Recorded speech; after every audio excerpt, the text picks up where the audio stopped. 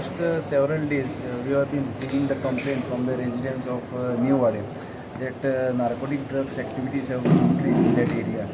So in this connection, I have briefed my LIB staff, and they were continuously patrolling in New Vaddem area for last 20 to 25 days to nab the persons who are connected in these activities.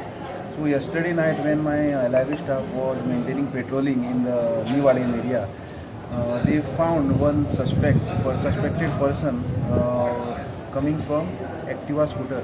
So accordingly, they stopped him and conducted inquiry. Where he was failed to give the satisfactory answers. So after that, they took the search of that person and also his vehicle.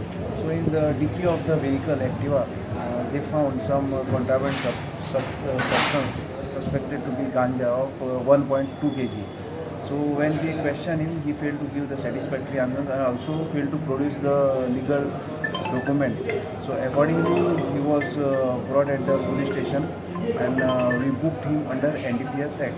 So in this connection, our further investigation is in progress, and presently we will produce the accused before the magistrate, and we will take the remand to ascertain the exact source of drugs and his connection with other persons.